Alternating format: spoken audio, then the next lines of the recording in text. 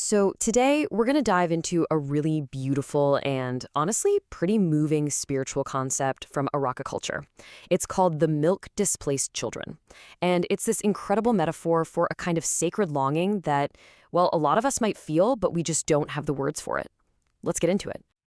Let me just start by asking you this. Have you ever felt a deep, kind of unexplainable pull towards a culture that isn't technically your own? Or maybe you hear a piece of ancient music or a language you don't even understand, and you just feel the surge of emotion. That feeling, right there, is the very heart of what we're talking about today. And that feeling has a name.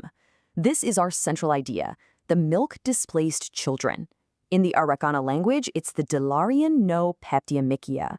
It's such a poetic way of describing a very, very specific kind of spiritual experience. Now, this isn't about being physically orphaned or anything like that. It's really about a spiritual or cultural separation, a disconnect from the warmth, the guidance, and what they call the softness of your ancestral roots. It's a term for anyone who carries that deep, unnamed ache to find their way back to a source of nourishment they might not have even consciously known they lost. So, do any of these feel familiar? Getting that lump in your throat when you hear an old chant. Or that deep, deep longing for a spiritual home you can't quite put your finger on. Maybe you find yourself feeling this fierce protectiveness over others, this drive to create the kind of safe, nurturing spaces you wish you'd had. These are all considered hallmarks of a milk-displaced soul. But here's the thing. This isn't seen as just a tragedy. Not at all. It's seen as a sacred calling. The belief is that the very people who felt this lack of milk, this lack of nurturing, are the ones destined to create a whole new source of sweetness and care for the world. It's like the wound itself becomes the gift. So, okay, what does it really mean to be displaced from milk? To get that, we have to understand what milk actually symbolizes in Arreqqana spirituality. And trust me, it is so much more than just a drink.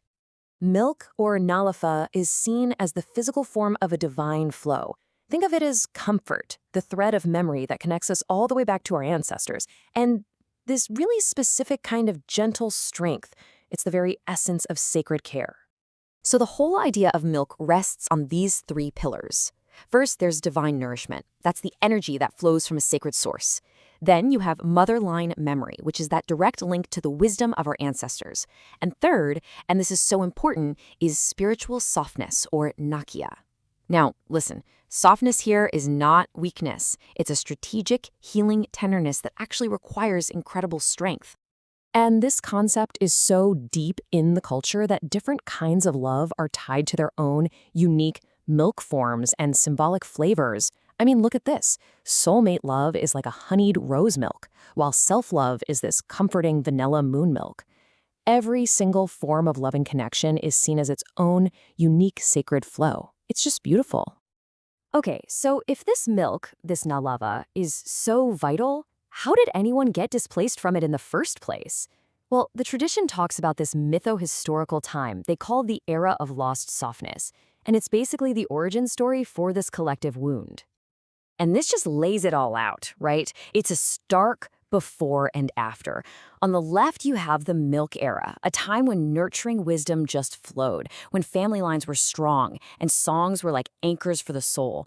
And then, on the right, you have the displacement, a time when care just became functional, lineages were broken, and the lullabies that hold a person together were lost. But even in this story of deep loss, there's this profound hope, and it's captured in this one proverb. Nurture can be taken, essence calls it back.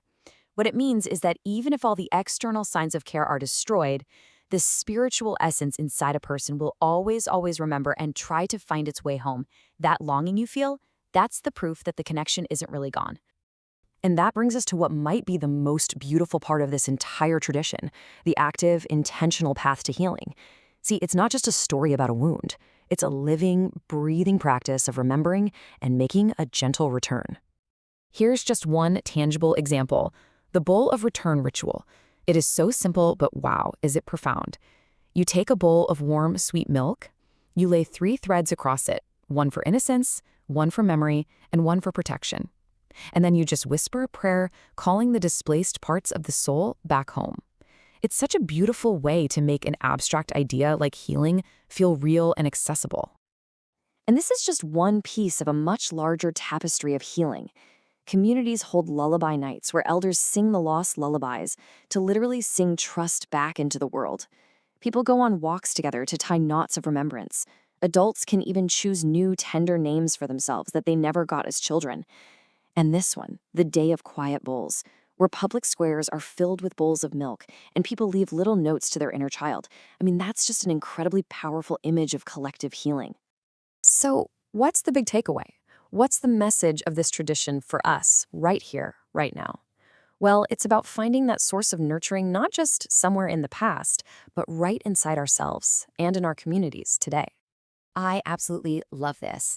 The Milk-Displaced are also called the Zazalira, and it means those whose songs were scattered but not erased. Think about that. Nothing was truly destroyed, it was just dispersed. So the work isn't about creating something from scratch. It's about gathering the pieces. The song is still there, just waiting for us to sing it again. And this is a group project. This little piece of public liturgy shows you the power of saying it out loud together.